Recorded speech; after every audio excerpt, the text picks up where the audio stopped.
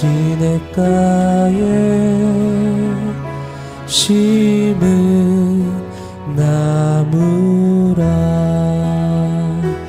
하나님의 사랑 안에 믿음 뿌리 내리고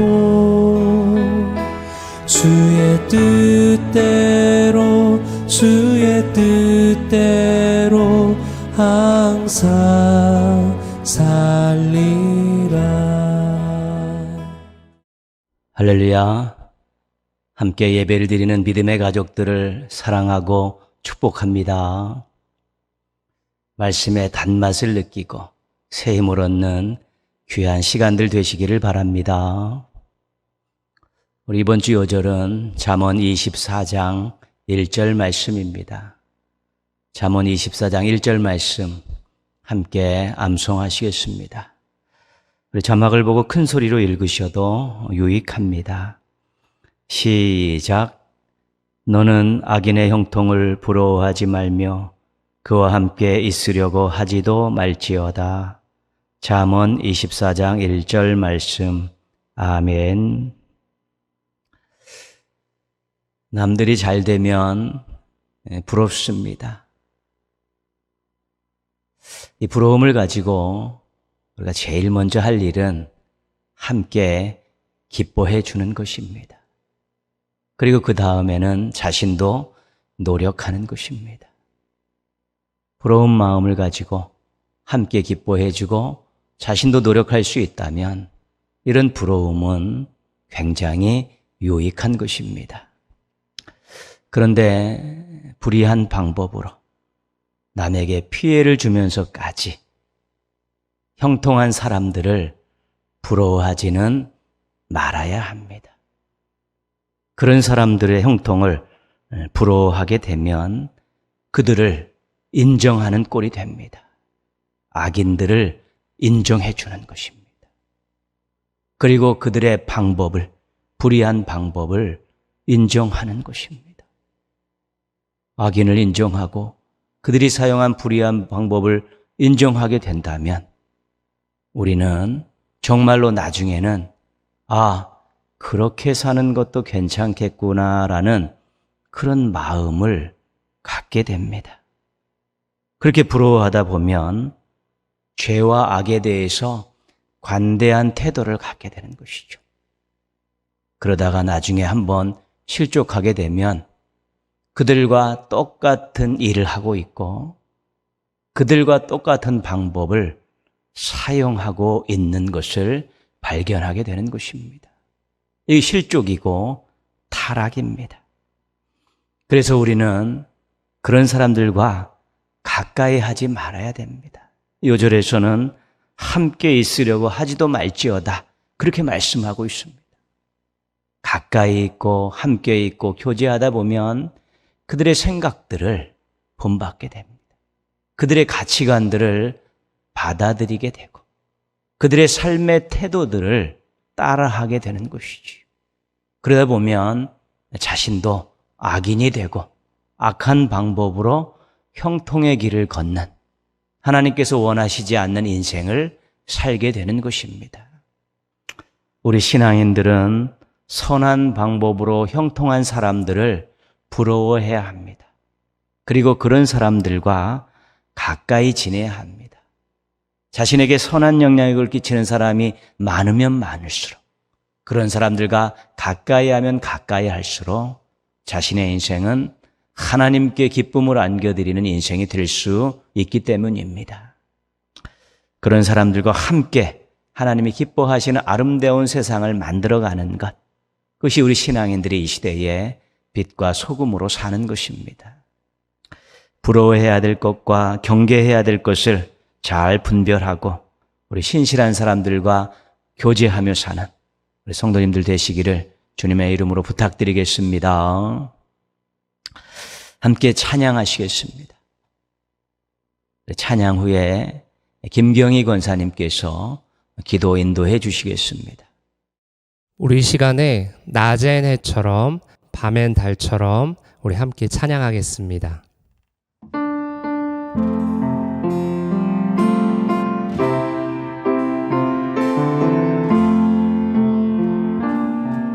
해처럼 낮엔 해처럼 밤엔 달처럼 그렇게 살 순 없을까?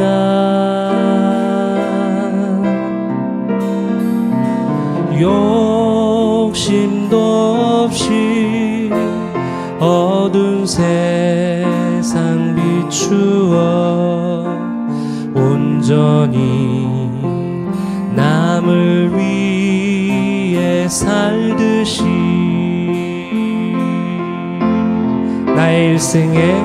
나의 일생에 꿈이 있다면 이 땅에 빛과 소금 되어 가난한 영혼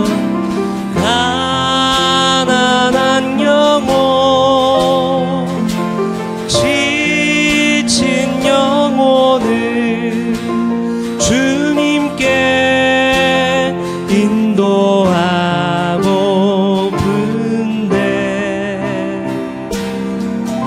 나의 욕심이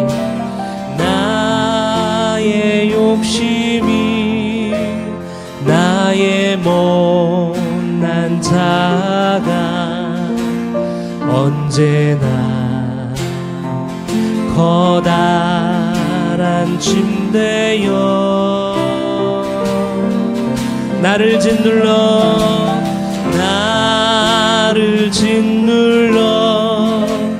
마음을 곤곡해 하니 예수여 나를 도와주소서. 아멘. 예수님처럼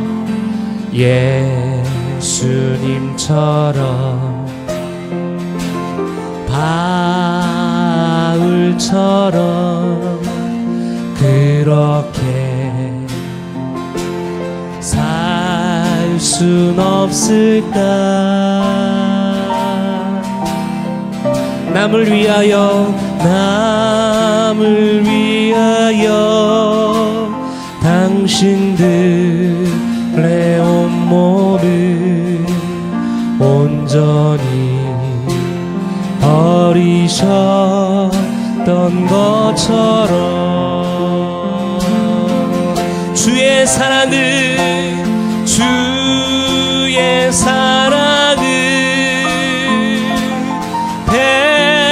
베푸는 사랑 값없이 그저 주는 사랑 그러나 나는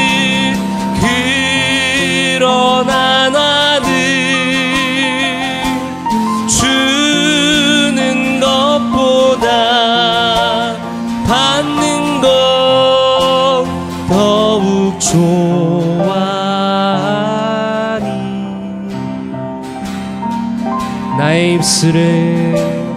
나의 입술을 주님 닮은 듯하나 내 맘은 아직도 추하여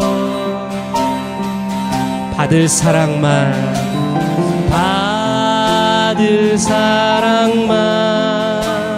계수하고 있으니 예수여 나를 도와주소서. 예수여 나를 도와주소서. 예수여 나를 도와주소서. 예수여 나를 도와주소서. 예수여 나를 도와주소서. 아멘. 내게 있는 모든 것을 내게 있는 모든 것을 것을 주를 위해 바치리. 내게 있는 모든 것을 주를 위해 바치. 한 번 더. 내게 있는 모든 것을, 내게 있는 모든 것을 주를 위해 바치리. 아멘. 내게 있는 모든 것을 주를 위해 바치. 주를 위해 바치리. 주를 위해 바치. 마지막으로 주를 위해 바치리. 주를 위해 바치리. 아멘. 우리 함께 찬양합시다. 내게 속해 주신 주께, 내 죄 속해 주신 주께 힘과 정성 다하니 나의 온갖 언행 심사 주를 위한 것일세.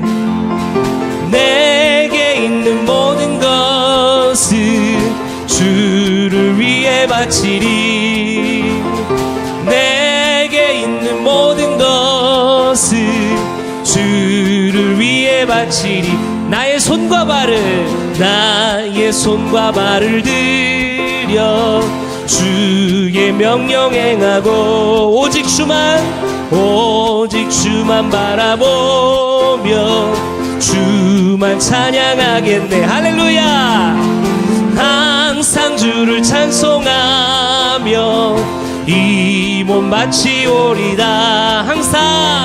항상 주를 찬송하며 이 몸 바치오리다. 내가 주를 바라보니, 내가 주를 바라보니 나의 영혼 밝아져. 아멘.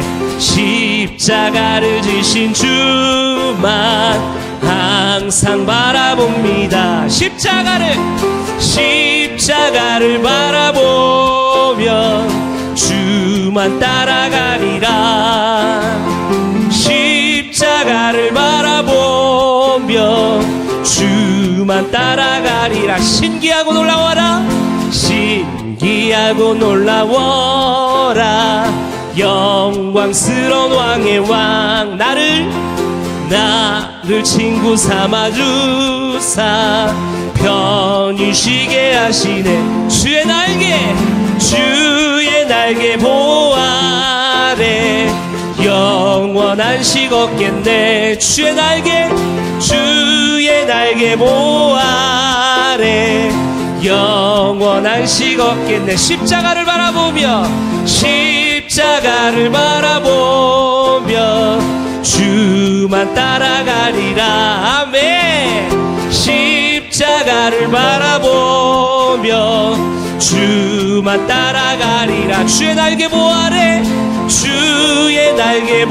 아래 영원한 식 얻겠네. 아멘. 주의 날개 보호 아래 영원한 식 얻겠네. 영원한 식 얻겠네. 영원한 식 얻겠네. 마지막으로 영원한 식 얻겠네. 주의 날개 보호 아래 보호 아래 영원한 식 얻겠네. 주의 날개 보호 아래 영원한 식 얻겠네. 이번엔 십자가를 바라보며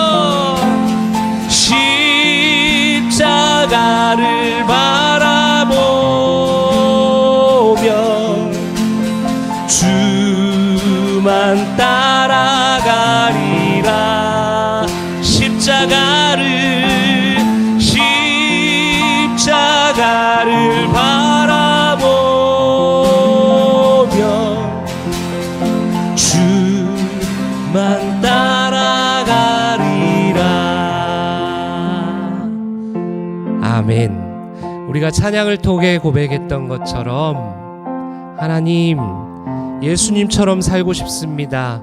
바울처럼 살고 싶습니다. 나만을 위해서 살아가는 것이 아니라 십자가를 지신, 나를 위해 모든 것을 바치고 헌신하신 그 예수님을 따라가는 인생 되게 하여 주시옵소서. 우리 이 시간에 같이 한번 합심하여 간절히 주님 앞에 기도하겠습니다. 하나님 아버지 감사합니다. 오늘도 이 3일 밤 예배로 모이게 하셔서 감사합니다. 비록 영상으로 모이지만 하나님 있는 그곳에서 하나님 앞에 하나님을 바라보며 예배하는 시간 되게 하여 주시옵소서. 십자가를 바라보며 예배하는 시간 되게 하여 주시옵소서. 하나님, 이제는 나를 위해서만, 나만을 위해서 살아가는 시간들이 아니라, 삶이 아니라 오직 하나님의 영광을 위해서 십자가를 바라보며, 나를 위해 십자가 지신 그 예수님을 바라보며 살아가게 하여 주시옵소서. 나보다도 주님을 위해서 살아가게 하여 주시옵소서. 이웃을 위해서 살아가게 하여 주시옵소서. 주님이 그렇게 하셨듯이 정말로 다른 사람을 위한 삶을 살아가게 하여 주시옵소서. 하나님, 이기적인 마음을 다 내려놓게 하시고 오직 주님을 바라보고 이웃을 바라보며 하나님 사랑, 이웃 사랑을 실천하며 살아가는 인생 되게 하여 주시옵소서. 하나님 아버지, 거룩하신 하나님의 자녀로 택해 주셔서 이 시간 구속의 은혜를 기억하며 각자의 처소에서 하나님을 찬양하고 경배합니다.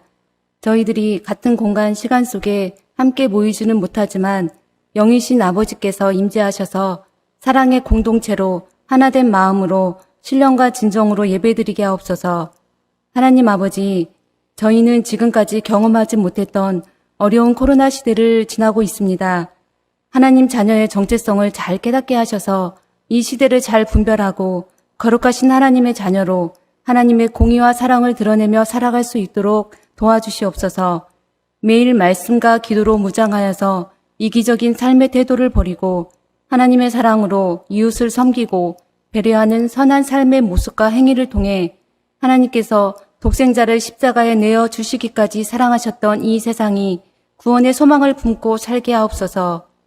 하나님 아버지, 저희 교회가 중보 기도실을 통하여 합심하여 드리는 기도 제목과 각 가정의 간절한 기도 소리를 들으시고 응답하여 주셔서 피할 길을 열어주시는 에베네셀의 하나님을 찬양하며 살아가도록 도와주시옵소서. 현실에 가로막혀 원망하며 불평하였을지라도 불쌍히 여기시고 영의 눈을 열어주셔서 하나님의 인도하심을 깨닫고 온전한 신뢰로 평안을 누리며 살게 하옵소서. 목사님을 통하여 들려주시는 귀한 말씀을 들을 때에 저희의 심령을 깨끗하게 하여 주셔서 하나님의 뜻을 잘 깨닫고 변화되어 실천하며 살아가는 자녀들 되게 하옵소서. 주의 몸된 교회를 위해 늘 수고하고 애쓰는 목사님을 강건하게 하시고 샘솟는 말씀의 은혜로 늘 충만하게 하옵소서. 예수님 이름으로 기도합니다. 아멘.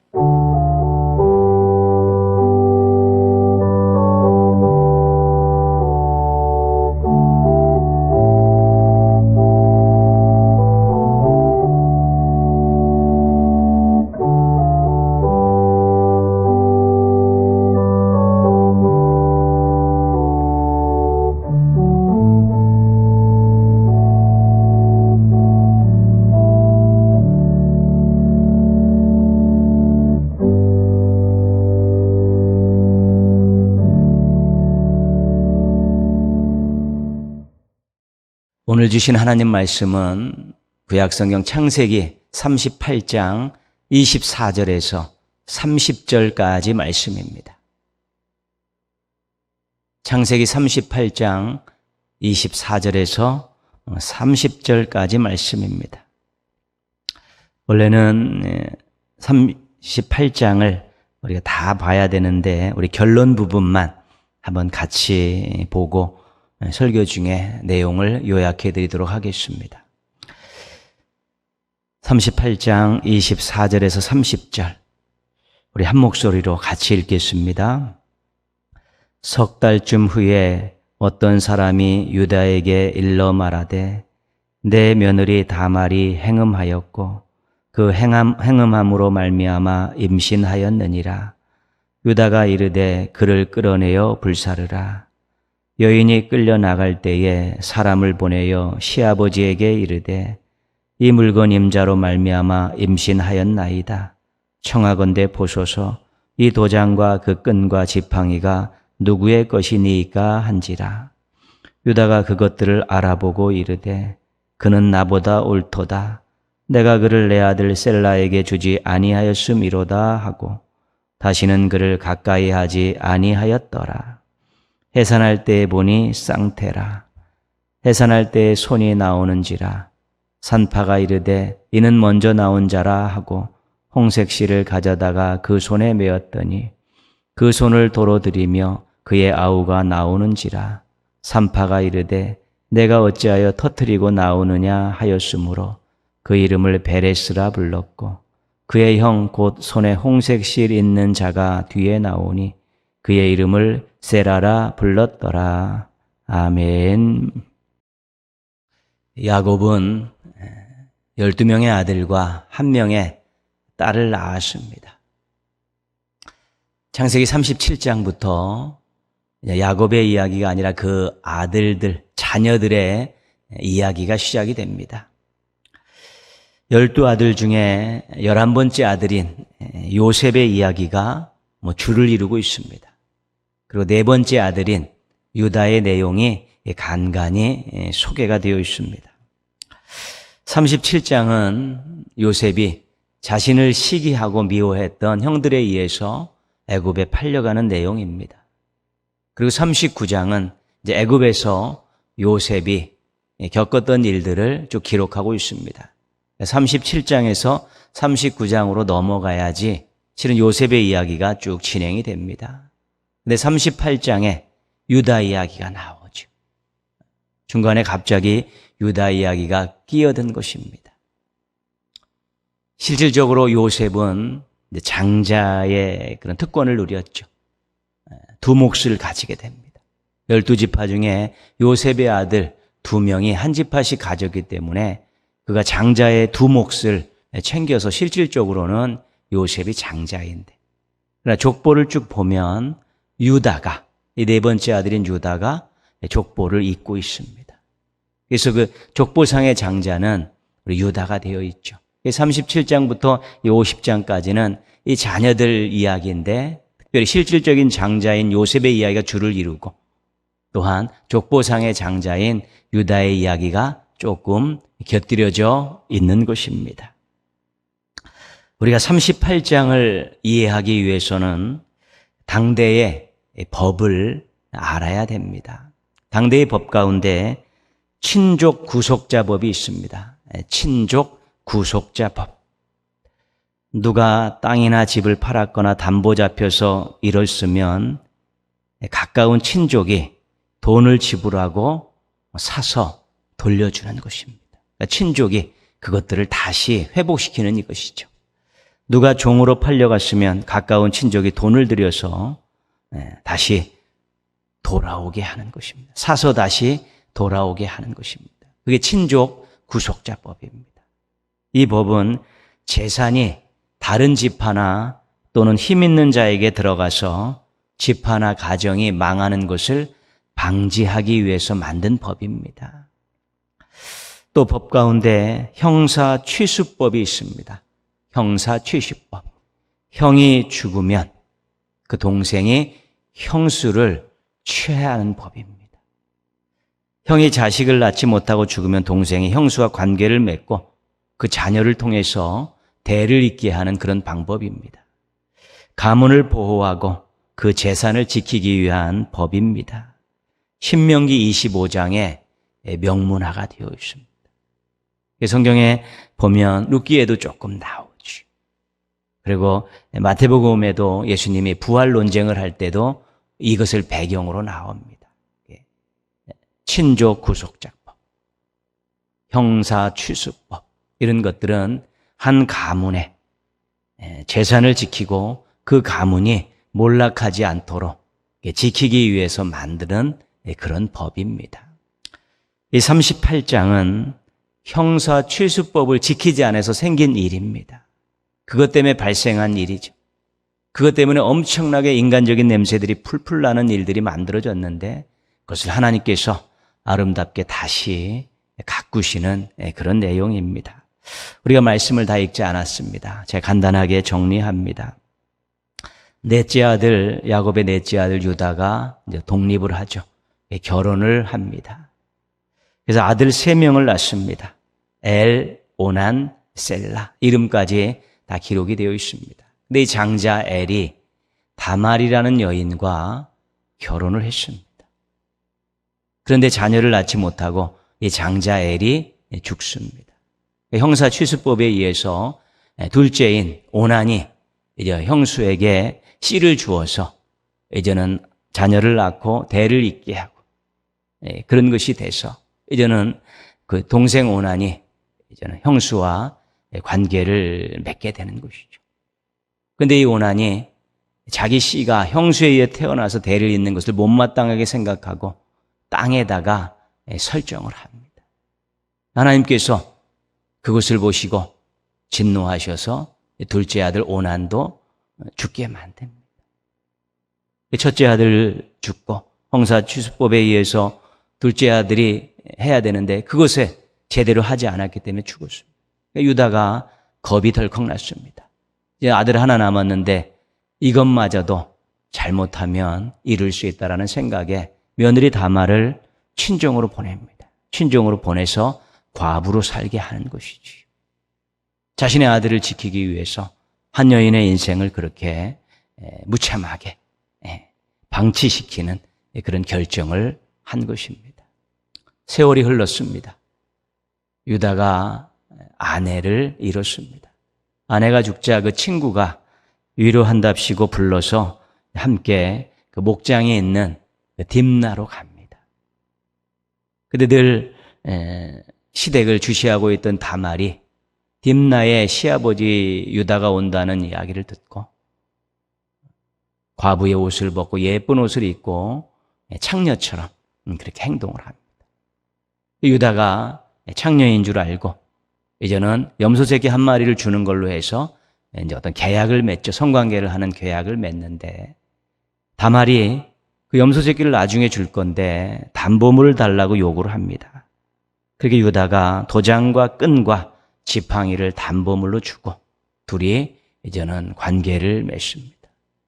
그런데 이 관계로 인해서 다말이 유다의 아이를 임신하게 되는 것이지. 이제 시간이 질러서 다말이 임신한 것이 사람들에게 알려지니까 그 소식이 이제는 시댁인 유다에게까지 전해졌습니다. 유다가 진노해서 다말을 불에 태워 죽이겠다고 이제는 난리를 치지요. 그때 다말이 사람을 시켜서 도장과 끈과 그 지팡이를 전달하면서 이 사람의 아이입니다. 그렇게 이야기했습니다. 그때 유다가 자기의 잘못을 깨닫고 다말을 살려주고 가까이 하지 않는 것이지. 다말이 쌍둥이 세라와 베레스를 낳았다. 이것이 38장 이야기의 내용입니다. 형사 취수법을 하지 않았기 때문에 그 며느리가 좀 부도덕한 방법을 썼고 결국은 유다의 아이를 베게 했고 쌍둥이를 낳는 이야기입니다. 우리의 시각으로 보면 너무 난잡한 일들이 유다의 가정에서 일어났습니다. 며느리가 창녀로 변신해서 시아버지와 관계를 맺고 자녀를 낳은 것입니다. 며느리 다말도 시아버지 유다도 이 부도덕한 일에서 자유로울 수 없습니다. 그런데 하나님께서 유다도 다말도 직접적으로 책망하지 않습니다. 다만 유다가 자기 입으로 다말이 한 일이 옳다. 내가 형사 취수법을 지키지 않아서 이런 일이 생긴 것이다.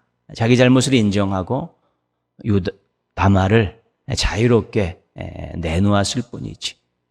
하나님께서는 절대로 이들을 책망하지 않으셨습니다. 다만 이들의 그런 부도덕한 방법을 잘 활용하셔서 이제는 유다의 대를 잇는 그런 작업을 하나님께서 하셔서 이 쌍둥이 집 둘째인 베레스를 통해서 유다의 대가 이어지고 그것이 바로 그리스도의 족보에 기록이 된 것입니다. 유다가 평사추수법을 지키지 않았습니다. 이거 명문화되어 있는 법인데 지키지 않았습니다. 물론 아들의 이를 거는 걱정이었지만 지키지 않았고 그가 또 거리에서 창녀를 돈을 주고 샀습니다. 이 며느리 다말은 창녀로 변신해서 시아버지를 속이고 그 시아버지와 함께 관계를 맺고 자녀를 낳았습니다. 근데 하나님께서 이런 일들을 묵인하시고 책망하지 않으시고 심판하지 않으셨을 때 이런 생각이 들 수 있습니다. 하나님께서는 그런 엄청난 부도덕한 일들을 눈 감아 주시는 분이신가? 그렇다면 그런 일은 얼마든지 해도 좋은 일은 아닌가? 이런 생각들이 들 수 있다는 것이죠. 그런데 이런 식으로 성경을 읽으면 은혜가 되지 않습니다. 인간 중심의 성경 읽기이기 때문에 그렇습니다. 이렇게 성경을 읽으면 죄를 부추기고 죄책감을 덜어주는 쪽으로 그렇게 가버리게 되는 것이죠. 그러니까 성경을 읽고 죄를 짓고 죄를 져놓고 죄책감을 가지지 않게 된다면 그것은 성경을 잘못 읽은 것이죠. 거꾸로 읽은 것입니다. 하나님께서는 인간들의 허물과 죄에도 불구하고 당신의 뜻을 이루어 가시는구나. 인간들이 망쳐놓은 것을 재활용하셔서 완제품을 만드시는구나. 이런 식으로 성경을 읽어야 은혜가 됩니다. 하나님 중심의 성경 읽기입니다. 그렇게 읽으면 죄를 경계하게 되고 하나님께서 하시는 일의 위대함을 찬양할 수 있게 되는 것입니다. 로마서 5장 20절에 이런 말씀이 있습니다. 죄가 더한 곳에 은혜가 더욱 넘쳤나니 인간의 죄를 용서하시고 다시 기회를 주신 것을 감격적으로 고백하는 것입니다. 아주 큰 죄를 지었는데 하나님께서 큰 은혜로 용서를 해주신 것입니다. 그런데 이 말씀을 보고 아니면 그런 큰 은혜를 경험한 사람이 죄를 범해도 은혜가 넘치니 마음껏 죄를 짓자 이렇게 생각할 수 있냐는 것입니다. 왜요? 큰 죄를 졌더니 큰 은혜를 주셨으니까 이제 큰 은혜를 받기 위해서 큰 죄를 져도 되지 않겠느냐 이렇게 생각할 수 있다는 것이죠. 로마서 6장 1절에서는 이렇게 일침을 놓습니다. 그런즉 무슨 말을 하리요? 은혜를 더하게 하려고 죄에 거하겠느냐? 은혜를 많이 받으려고 죄를 많이 짓겠다는 어처구니 없는 생각 하지 말라는 것입니다. 그러라고 은혜를 베푸신 것이 아니라는 것이죠. 죄를 지었는데 은혜로 용서해 주셨으니까 또 다른 은혜도 주셨으니까 죄를 짓자 은혜 받기 위해서 안 된다는 것입니다. 죄를 지었는데 은혜로 용서해 주셨으면 다시는 죄를 짓지 말자. 다시는 하나님께 부끄러운 일 하지 말자. 은혜에 보답하며 살고자. 그러면서 거룩함과 성결함을 위해 살아야지 그 은혜 더 받겠다고 또 죄를 짓는 그런 어처구니 없는 생각들을 잘못됐다는 것입니다. 이것은 하나님이 하신 일, 인간이 한 일에 선호가 바뀐 것입니다. 인간들이 죄를 지어 엉망이 되었기 때문에 하나님께서 은혜를 베풀어서 그것을 정리하신 것인데 정리하시니까 죄를 지어도 좋다 이러면 안 된다는 것입니다. 아내를 누이라 속인 아브라함의 비겁함이 있었습니다. 그런데 하나님께서 그를 축복의 통로로 세우셨기 때문에 그 비겁함 속에서 아브라함을 지키시고 그 생명을 보살펴 주시면서 오히려 애굽에서 많은 재산들을 얻고 가나안 땅으로 돌아오게 하신 것이지. 아브라함이 재산을 또 얻기 위해서 애굽에 가서 죄를 짓자 이런 생각하지 않지 않습니까? 야곱이 아버지를 속이고 형의 축복을 가로채고 외갓집으로 도망갔습니다. 당연한 것이죠. 근데 하나님께서 그를 다시 불러오셔서 그와 약속을 지키고 또 하나님의 그런 구원 사업을 이루기 위해서 거기서 자녀와 재산을 엄청나게 많이 늘리게 해주신 것이지요. 죄를 지어서 그렇게 늘어난 것이 아니라는 것입니다. 죄를 지었음에도 불구하고 하나님께서 은혜를 베푸셔서 기회를 주신 거라는 것입니다. 다윗이 우리아의 아내를 취하고 살인까지 했는데 그녀를 통해서 솔로몬을 낳아서 대를 잇습니다. 다윗이 완전히 엉망진창으로 만들어놨죠. 탐욕, 간음, 살인 완전히 엉망진창으로 만들어놨는데 하나님이 그 질서를 잡으셔서 또 그 여인을 통해서 솔로몬을 낳는 것입니다. 이런 일들은 인간 중심으로 해석하느냐 하나님 중심으로 해석하느냐가 중요합니다. 성경을 읽어가면서요, 우리가 그런 걸 잘 하나님 중심으로 성경을 잘 읽어야만이 은혜가 되는 것이고, 성경의 본뜻을 잘 알고 자신이 어떤 생각과 어떻게 행동해야 되는가를 잘 알게 되는 것입니다. 인간 중심적으로 성경을 읽으면 하나님이 이기적이고 부도덕한 신으로, 그 저급한 신으로 그렇게 전락하게 되는 것입니다. 그러나 하나님 중심으로 읽으면 용서해 주시고 사랑해 주시고 소망을 안겨주시는 은혜와 자비가 풍성한 신으로 우리에게 다가오게 되는 것입니다.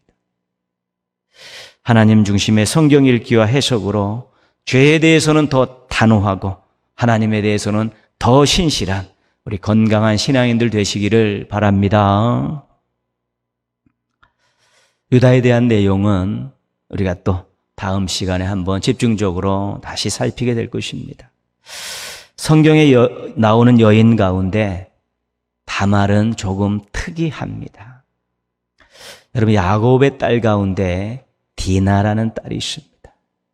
야곱이 이제 가나안에 돌아와서 세겜 땅에 거하다가 그 세겜 족속의 추장이 이 디나를 집으로 데려가서 성폭행을 합니다. 그리고 와서 며느리로 달라고, 아내로 달라고 사정을 합니다.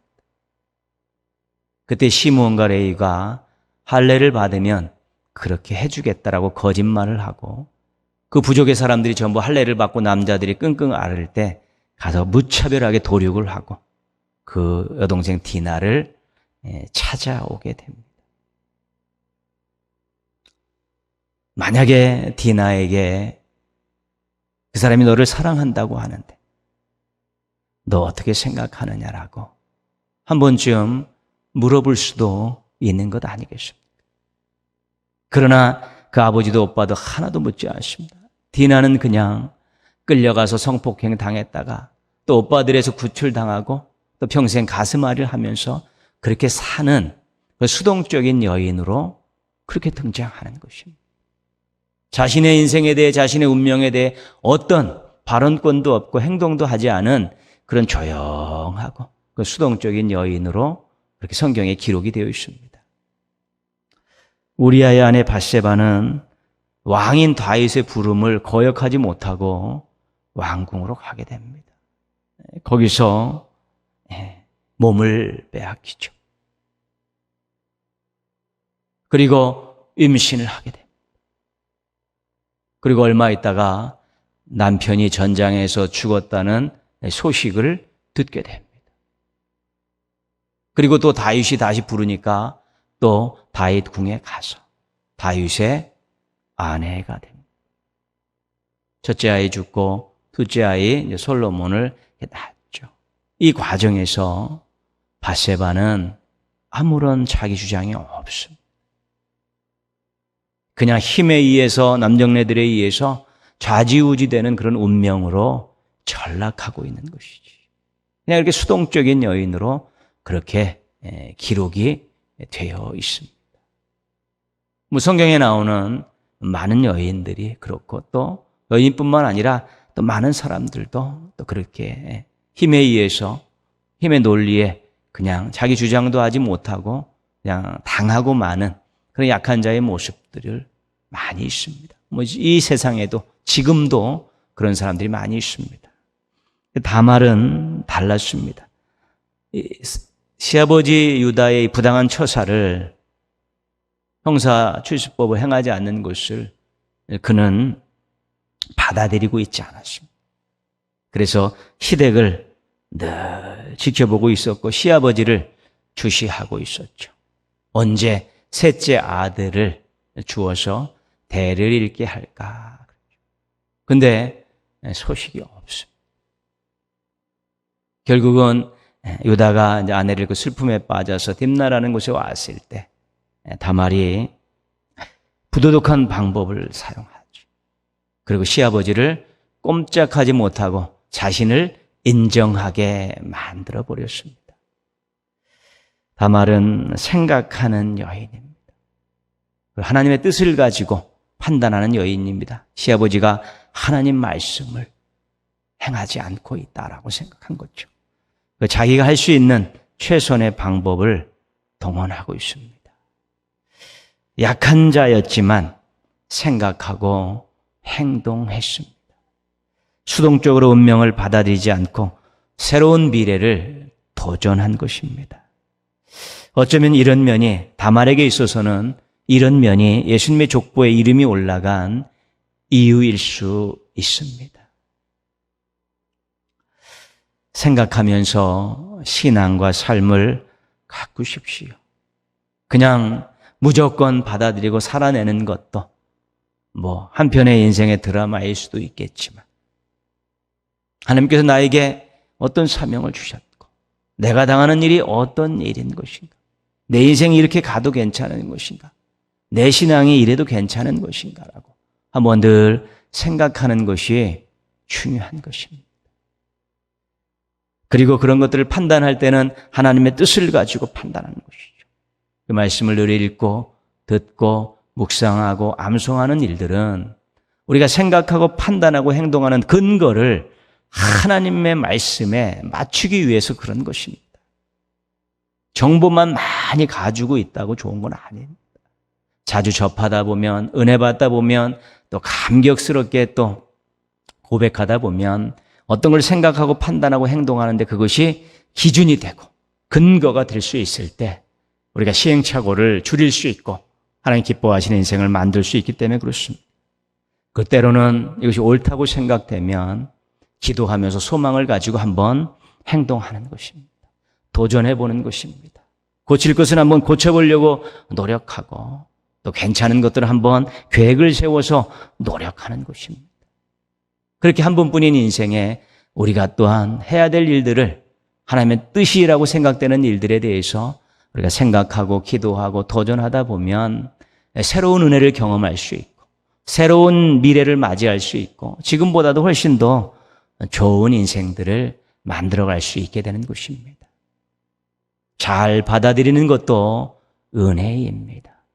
그러나 생각하고 하나님의 뜻으로 다시 판단하고 자기가 할 수 있는 일을 할 때 우리의 인생이 오늘보다 내일 더 좋아질 수 있고 또 하나님 기뻐하시는 그런 작은 일들도 우리의 삶 가운데서 만들어갈 수 있는 것입니다. 그렇게 하루하루가 잘 쌓여져 가면서 우리 인생 전체가 하나님 받으시는 아름다운 제물이 되어질 수 있게 되는 것입니다. 시간은 갑니다. 세월은 흘러갑니다. 가만히 있어도 시간은 가고 세월은 흘러갑니다. 그냥 받아들이고 참고 그렇게 운명적으로 생각하며 살 수도 있지만 하나님께서 우리 자녀된 우리들이 조금 더 생명력 넘는 모습으로 행복한 모습으로 또 멋진 모습으로 살기를 원하신다는 거 기억하면서 생각하고 말씀으로 판단하고 한번 또 행동으로 옮기는 그런 일들을 하게 된다 그러면 우리가 작은 기쁨도 있고 또 많은 은혜도 있고 또 새로운 세계를 알 수 있는 또 참다운 기쁨도 즐거움도 맛볼 수 있게 되는 것입니다. 자신의 처지가 열악하고 형편이 어렵고 능력이 부족하다고 할 때 이럴 때는 모두가 다 수동적으로 그냥 받아들이는 쪽으로 갈 확률이 높습니다. 그러나 생각하고 말씀 붙들고 기도하면서 한번 움직이시면 그것을 딛고 일어설 수 있고 그것을 뛰어넘을 수 있고 그것을 바탕으로 해서 새로운 세상을 만날 수 있는 새로운 기회를 얻을 수 있는 큰 은혜도 얼마든지 경험할 수 있게 되는 것입니다. 하나님께서 우리가 어떤 환경 속에 묻혀 살기를 원치 않습니다. 어떤 사건 속에 붙들려 살기를 원치 않으시고 어떤 사람에게 발목 잡혀서 살기를 원하지 않으십니다. 한 걸음 더 나아가기를 원하시고 한 번 더 뛰기를 원하시고 미래를 향해서 날개짓하기를 원하시는 것이지. 그런 성도들, 그런 백성들, 그런 자녀들에게 우리 하나님께서 은혜의 은혜를 베푸셔서 또 하루하루의 삶 가운데 새로운 기쁨과 은혜를 맛보며 살아갈 수 있는 귀한 은총을 베풀어 주시는 것입니다. 믿음 있는 행동을 하신다면 오늘보다 내일 더 좋은 인생을 만들어갈 수 있습니다. 믿음으로 행동하다 보면 자신이 성장하고 성숙하는 것들을 느끼게 되는 것이고 믿음으로 행동하다 보면 하나님이 동행하고 계시다는 사실을 이제는 고백하게 되는 것입니다. 모쪼록 운명적으로 받아들이지 말고 수동적으로 그렇게 처신하지 말고 생각하고 말씀으로 판단하고 한번 또 계획을 세워서 도전하셔서 인생이 늘 생동감이 있고 생명력이 넘치고 조금씩 앞으로 나가고 또 넓게 펼쳐지는 또 미래에서 새로운 기쁨과 즐거움을 만끽하는 우리 행복한 성도들 되시기를 주님의 이름으로 축원합니다. 우리 한번 같이 기도하실 때요, 인생과 신앙을 생각하고 말씀으로 판단하고 행동하면서 또 아름답게 가꾸어 갈 수 있게 도와주시옵소서라고 또 기도하시고요. 우리 또 동인의 가족들 가운데 우리 다음 세대들, 각 가정의 자녀들, 교회 학교 학생들이 정말 유혹 많은 세상에서 또 믿음에서 멀어지지 않도록 믿음의 뿌리를 잘 내리도록 또 그들이 하나님 없이 살 수 없다라는 그런 절대절명의 신앙을 가지고 자신들의 인생을 하나님께 맡기고 또 각자 걸어가야 될 인생길 잘 걸어가서 가정의 기쁨이 되고 교회의 자랑이 되고 하나님께 영광이 되어지는 우리 자녀들과 다음 세대들, 교회 학교 학생들 되어질 수 있게 해달라고 우리 한번 같이 기도하겠습니다.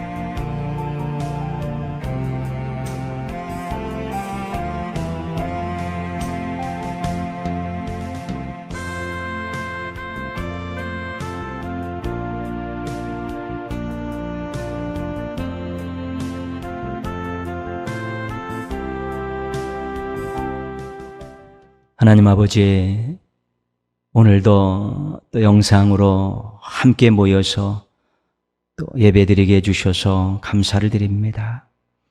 어느 자리에 있든지 하나님을 찬양하고 하나님께 기도하고 주시는 말씀을 가슴에 담는 일에 정성을 쏟게 하여 주셔서 은혜 충만, 말씀 충만, 성령 충만한 성도들 되게 하여 주시옵소서. 하나님 인생 살면서 또 여러 가지 어렵고 힘든 일들 만나기도 하고 또 열악한 상황에 처하기도 하는데 낙심하고 포기하고 또 수동적으로 생각하고 판단하며 운명적으로 받아들이며 주저앉아 있지 않게 하여 주시옵소서. 하나님 아버지, 정말 우리 모든 성도들이 또 생각하고 말씀으로 판단하고 또 기도하며 행동하게 도와주셔서 조금씩 삶을 변화시켜 나가고 자신을 성장시켜 나가면서 새로운 은혜와 사랑과 능력을 많이 경험하게 하여 주옵시고 인생의 새로운 기쁨과 즐거움을 맛보며 살게 하여 주시옵소서.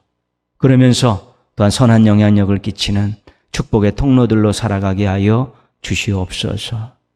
하나님 아버지, 동행교회 우리 가정들, 또 교회 학교, 우리 다음 세대들이 커가고 있습니다. 유혹 많은 세상에서 그들이 한눈 팔지 않게 하여 주옵소서. 믿음의 뿌리 잘 내리게 하여 주셔서 하나님의 인도함을 받는 복된 인생들 되게 하여 주시옵소서. 주 없이 살 수 없다라는 고백이 그들의 고백이 되게 하여 주셔서 은혜 가운데에서 하나님 믿고 의지하며 꿈을 꾸고 비전을 가지고 또 열심히 하루하루의 삶에 최선을 다할 수 있게 도와 주시옵소서. 지혜를 주시고 은사를 주시고 능력을 주셔서 자기가 잘하는 것 찾아서 신앙 안에서 멋진 인생의 날개짓들을 해나갈 수 있도록 도와주시옵소서.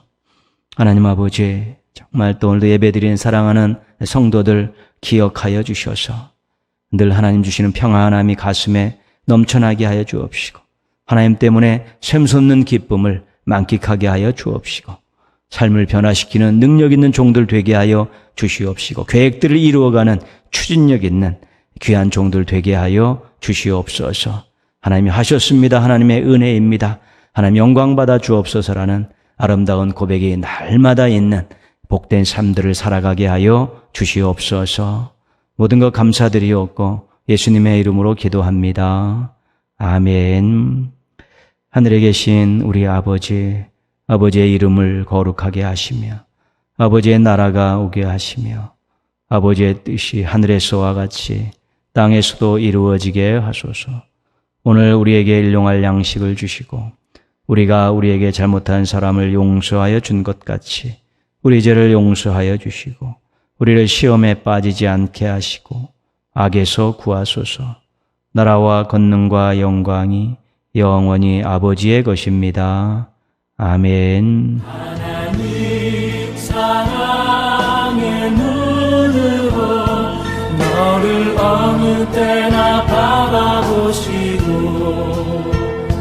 하나님 인자한 귀로서 언제나 너에게 기울이시니 어두움에 밝은 빛을 비춰주시고 너의 작은 신음에도 응답하시니 너는 어느 곳에 있든지 주를 향하고 주만